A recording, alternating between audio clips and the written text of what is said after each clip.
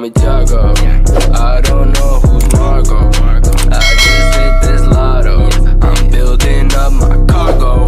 Assalamualaikum warahmatullahi wabarakatuh. Kembali lagi bersama saya Intan Oktaviani, nomor NIM 201795 dari Prodi Sastra Indonesia Universitas Negeri Padang. Nah, pada video kali ini aku juga akan memenuhi tugas sejarah sastra Indonesia dari Bunda Yeni Hayati. Nah, pada video sebelumnya kita kan udah membahas tentang angkatan Pujangga Baru.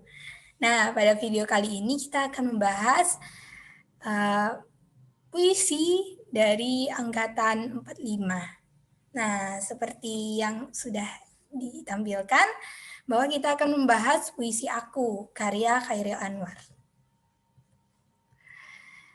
Nah, ada unsur intrinsiknya ya, sama unsur ekstrinsiknya yang akan kita bahas. Yang pertama kita akan bahas dulu unsur intrinsiknya. Yang pertama ada tema.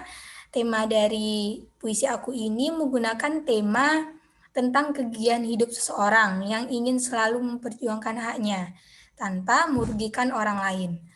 Walaupun banyak kerintangan yang ingin hadapi.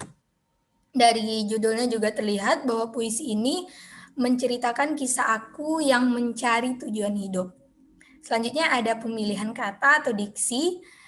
Pemilihan kata pada puisi Aku ini terlihat bahwa sang penulis menuliskannya dengan bahasa yang mudah dipahami oleh pembaca dan mempunyai emosi yang cukup kuat.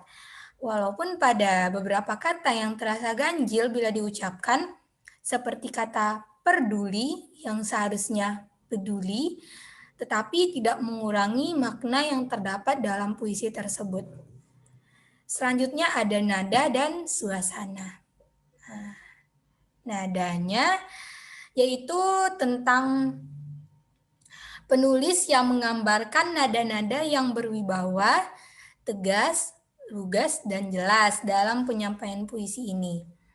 Karena banyak baik-baik puisi tersebut mengandung kata perjuangan dan menggunakan nada yang syahdu di bait yang terkesan sedikit sedih. Yang kedua ada suasana. Suasana terdapat dalam puisi ini yaitu suasana yang penuh perjuangan, optimis, dan kekuatan emosi yang cukup tinggi. Tetapi ada beberapa suasana yang berubah menjadi sedih karena dalam puisi ini menceritakan ada beberapa orang yang tak menganggap perjuangan si tokoh. Selanjutnya ada perasaan. Dalam puisi ini menggambarkan perasaan penulis yang optimis untuk perjuangan hidupnya, yang dipenuhi dengan rintangan seberat apapun. Sikap kegigihan yang sangat tinggi. Selain itu, ada beberapa bait yang menggambarkan kesedihan karena keberadaan tokoh aku pernah tidak dianggap oleh orang lain.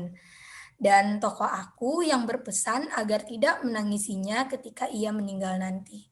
Selanjutnya ada bahasa figuratif atau majas. Dalam puisi ini terdapat menggunakan majas, hiperbola, dan metafora. Yang majas hiperbolanya ini pada kalimat aku tetap merandang menerjang. Dan juga terdapat majas metafora pada kalimat aku ini binatang jalang. Selanjutnya ada pencitraan atau pengimajian. Dalam puisi ini terdapat beberapa pengimajian, diantaranya ku mau tak seorang kan merayu, yaitu imaji pendengaran. Lalu ada imaji pendengaran juga seperti tak perlu seduh sedan itu. Ada juga imaji rasa, biar peluru menembus kulitku. Dan ada juga hingga hilang pedih perih. Selanjutnya ada amanat. Dalam puisi ini ada 3 amanat yang ditemukan. Yang pertama, manusia harus tegar, kokoh, terus berjuang, pantang mundur meskipun rintangan menghadang. Selanjutnya ada manusia harus berani mengakui keburukan dirinya. tidak hanya menonjolkan kelebihannya saja. Yang terakhir ada manusia harus mempunyai semangat untuk maju dalam berkarya, agar pikiran dan semangatnya itu dapat hidup selama-lamanya. Selanjutnya ada unsur ekstrinsik. Yang pertama ada biografi pengarang. Chairil Anwar lahir di Medan 22 Juli 1922. Beliau mulai muncul di dunia kesenian pada zaman Jepang. Dilihat dari esai-esai dan sajak-sajaknya, terlihat bahwa ia seorang yang individualis, yang bebas, dan berani dalam menentang lembaga sensor Jepang. Beliau juga seorang yang mencintai tanah air dan bangsanya. Hal ini tampak pada sajak-sajaknya seperti Diponegoro, Kerawang Bekasi, Persetujuan dengan Bung Karno, dan lain-lain. Selanjutnya ada situasi dan kondisi. Pada saat karya sastra lahir, puisi aku ini banyak dipengaruhi oleh kondisi sosial masyarakat pada zaman itu. Bahkan sebagai akibat dari lahirnya puisi aku ini, Chairil Anwar ditangkap dan dipenjara oleh Komentai Jepang karena puisinya terkesan membangkang terhadap pemerintahan Jepang.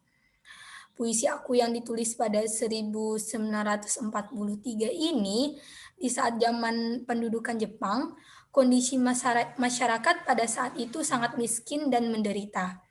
Bangsa Indonesia berada di bawah kekuasaan Jepang, tanpa mampu berbuat banyak untuk kemerdekaannya, seperti kerja paksa marak terjadi hampir di seluruh wilayah Indonesia. Dan juga bangsa Indonesia menjadi budak di negaranya sendiri. Nah, Chairil Anwar mulai banyak dikenal oleh masyarakat dari puisinya yang paling terkenal yang berjudul Semangat, yang kemudian berubah judul menjadi Aku. Puisi yang ia tulis pada bulan Maret tahun 1943 ini banyak menyita perhatian masyarakat dalam dunia sastra. Dengan bahasa yang lugas, Chairil berani memunculkan suatu karya yang belum pernah ada sebelumnya. Pada saat itu, puisi tersebut mendapat banyak kencaman dari publik karena dianggap tidak sesuai sebagaimana puisi-puisi lain pada zaman itu. Dan juga puisi yang sebelumnya berjudul Semangat ini terdapat dua versi yang berbeda. Secara makna, puisi aku tidak menggunakan kata-kata yang terlalu sulit untuk dimaknai. Bukan berarti dengan kata-kata tersebut lantas menurunkan kualitas dari puisi ini. Sesuai dengan judulnya, puisi tersebut menggambarkan tentang semangat dan tak mau mengalah seperti Chairil Anwar sendiri. Nah, mungkin itu saja yang dapat saya sampaikan pada analisis unsur intrinsik dan unsur ekstrinsik pada puisi angkatan 45 pada video kali ini. Kurang lebihnya saya mohon maaf bila ada kata-kata yang salah atau perbuatan yang salah, saya mohon maaf. Assalamualaikum warahmatullahi wabarakatuh. Terima kasih. They say you're too hyped up, but I think that I lost you. Her mama a party girl, she just want